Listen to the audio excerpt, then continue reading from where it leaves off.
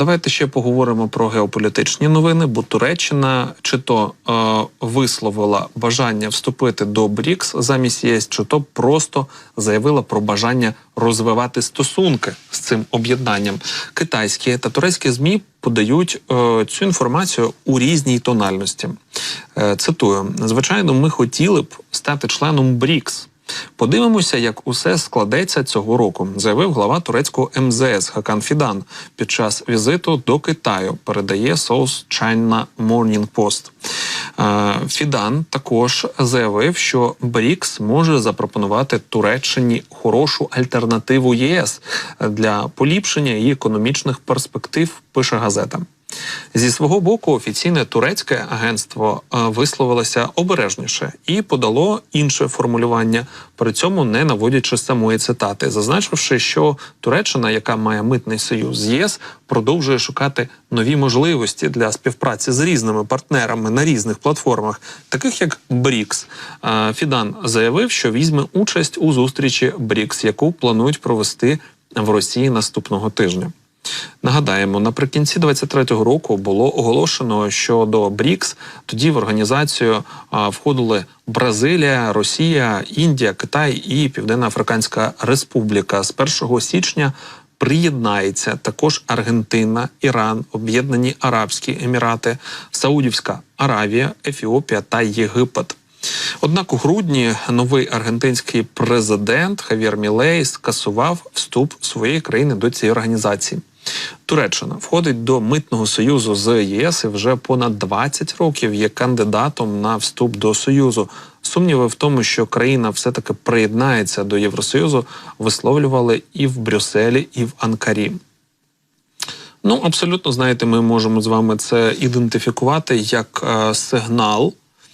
Сигнал неоднозначний, ну, типу, вони так його висвітлюють, що немає чіткої позиції, але поміж рядків можна прочитати, що це не просто так з'явилися такі слова від МЗС Туреччини, і що, ну, скоріш за все, Туреччині щось потрібно з цим питанням вирішувати щодо вступу в Європейський Союз.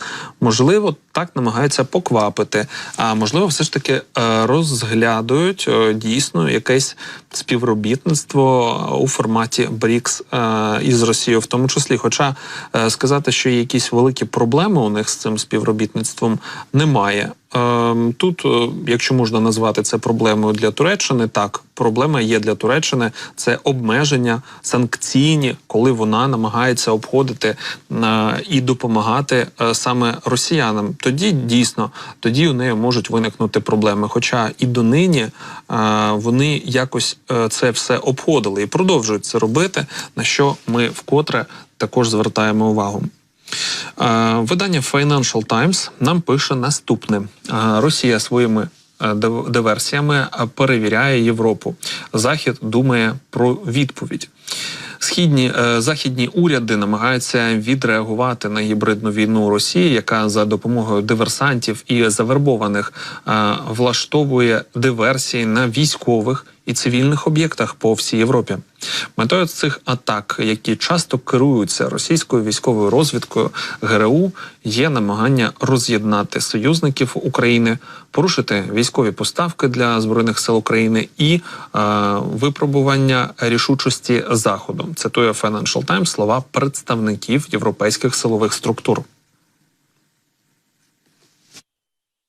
Росія намагається показати, що вона всемогутня і може бентежити наші суспільства, сіяти страх і знайти способи зробити наше життя більш нещасним. Це також перевірка нашої реакції, тому що якщо ми не відреагуємо, кількість нападів збільшуватиметься, розповів президент Латвії Едгарс Рінкевичс.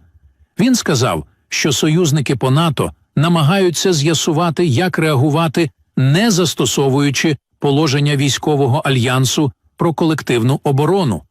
Ми не збираємося стріляти ракетами по Росії через досить незначний інцидент, додав він. Це питання піднялося на перше місце в порядку денному західних союзників України після нещодавніх інцидентів. Серед них ймовірний підпал складу у Великій Британії, пов'язаного з Україною, диверсія проти американських військових баз у Німеччині, спроби вивести з ладу європейську залізничну сигнальну мережу, а ще глушіння навігаційних систем цивільної авіації у країнах Балтії. Також компанія Microsoft попередила, що Росія спрямовує зловмисну дезінформацію проти Олімпійських ігор у Парижі.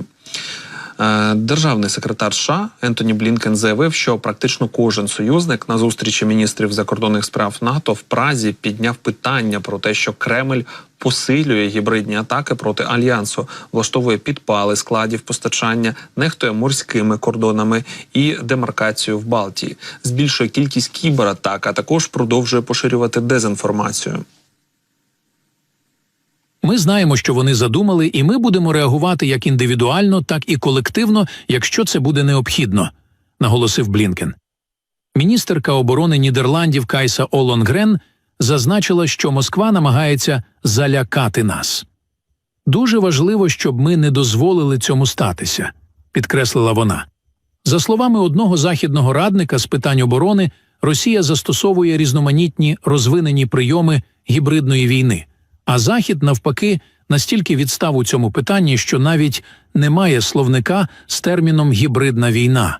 Москва також постійно спостерігає за нашою реакцією і перевіряє, які з її дій працюють, перш ніж робити нові, додав радник.